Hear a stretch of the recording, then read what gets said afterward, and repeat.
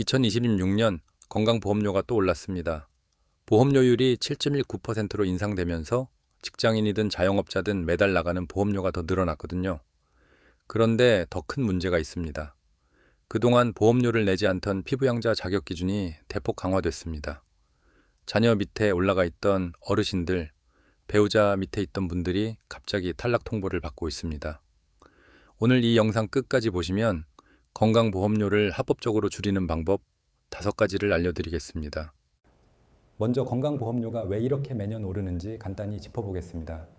건강보험료율은 2015년 7.9%에서 2026년 7.19%로 올랐습니다. 0.1%포인트 차이라고 느끼실 수 있는데요. 월급이 300만 원인 분이라면 매달 약 10만 8천 원 정도를 건강보험료로 내게 됩니다. 여기에 장기요양보험료까지 합하면 실제 부담은 더 커집니다. 고령화가 빠르게 진행되면서 의료비 지출이 늘어나고 있기 때문에 보험료율은 앞으로도 계속 오를 수밖에 없습니다. 건강보험에서 가장 중요한 개념이 바로 피부양자입니다. 피부양자란 직장에 다니는 가족 밑에 올라가서 건강보험료를 따로 내지 않는 분을 말합니다. 예를 들어 은퇴한 부모님이 직장 다니는 자녀의 피부양자로 등록되면 보험료가 0원입니다. 배우자가 전업주부인 경우에도 마찬가지입니다. 그런데 이 피부양자 자격 기준이 점점 까다로워지고 있습니다. 예전에는 소득이 좀 있어도 괜찮았는데 지금은 기준이 많이 달라졌습니다. 피부양자에서 탈락하는 첫 번째 기준은 소득입니다. 현재 연간 소득이 2천만 원을 넘으면 피부양자 자격을 잃게 됩니다. 여기서 소득이라 함은 사업소득, 금융소득, 연금소득, 근로소득 등을 모두 합한 금액입니다. 특히 주의하실 부분이 있습니다. 사업자 등록이 되어 있는 분은 소득이 1원이라도 발생하면 무조건 탈락합니다. 사업자 등록은 없지만 프리랜서로 일하시는 분은 사업소득이 연 500만 원 이하여야 합니다. 또 한 가지, 연금소득은 예전에는 50%만 반영했는데 지금은 전액 반영됩니다. 이 점을 모르시는 분들이 정말 많습니다. 두 번째 기준은 재산입니다. 재산세 과세표준 기준으로 5억 4천만 원 이하면 기본적으로 피부양자 자격을 유지할 수 있습니다. 다만 재산이 5억 4천만 원에서 9억 원 사이인 경우에는 연소득이 1천만 원 이하여야만 유지됩니다. 그리고 재산이 9억 원을 초과하면 소득과 관계없이 무조건 탈락합니다. 여기서 재산이란 부동산, 전세보증금, 자동차 등을 포함합니다.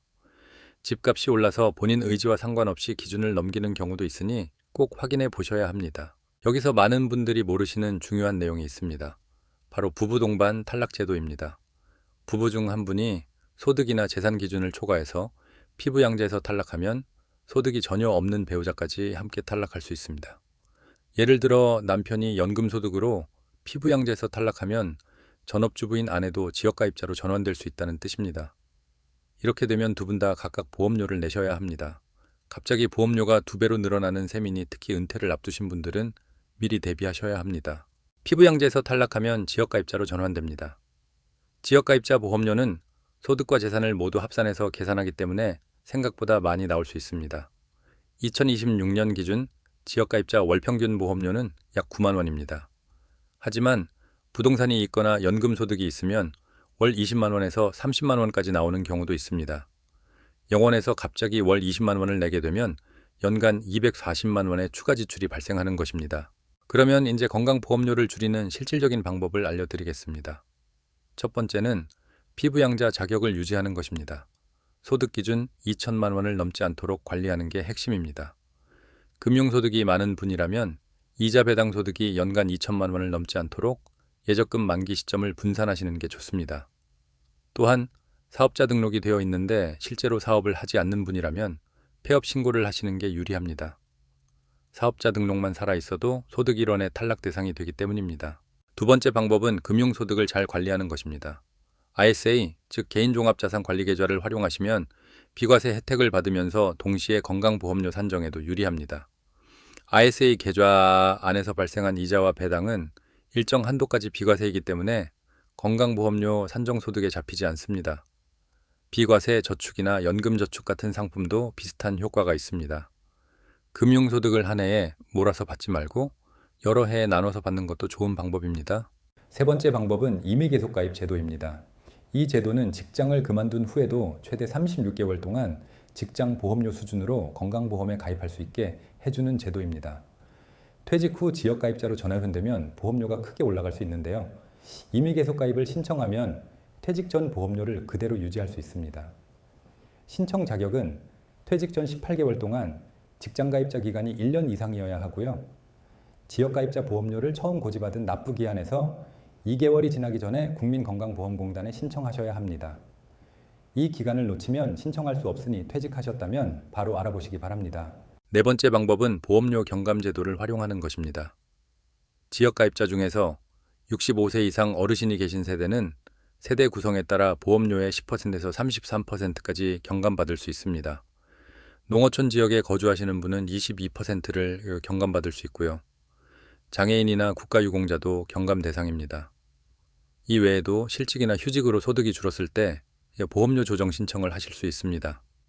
국민건강보험공단 홈페이지나 전화 1개월 7000번으로 본인이 받을 수 있는 경감 혜택을 확인해 보시기 바랍니다. 다섯 번째 방법은 최근 확대된 재산공제를 활용하는 것입니다. 지역가입자의 재산공제가 기존 500만 원에서 1,450만 원 수준에서 5천만 원으로 크게 올랐습니다. 이로 인해 약 561만 세대가 월 평균 3만 6천 원 정도 보험료가 줄었습니다. 별도 신청 없이 자동으로 적용되지만 본인의 보험료가 제대로 줄었는지 건강보험공단 홈페이지에서 확인해 보시는 게 좋습니다. 혹시 반영이 안 됐다면 공단에 문의하시면 됩니다. 실제 사례를 하나 들어보겠습니다. 63세 김호호 씨는 작년에 퇴직하고 아들의 피부양자로 있었습니다. 그런데 국민연금을 매달 130만 원씩 받기 시작하면서 연간 소득이 1,160만 원이 됐습니다. 여기에 예금 이자 소득 500만 원이 더해져 총 소득 2,060만 원으로 기준을 넘겼고 피부양자에서 탈락했습니다. 지역가입자로 전환되면서 월 보험료가 15만 원으로 책정됐습니다.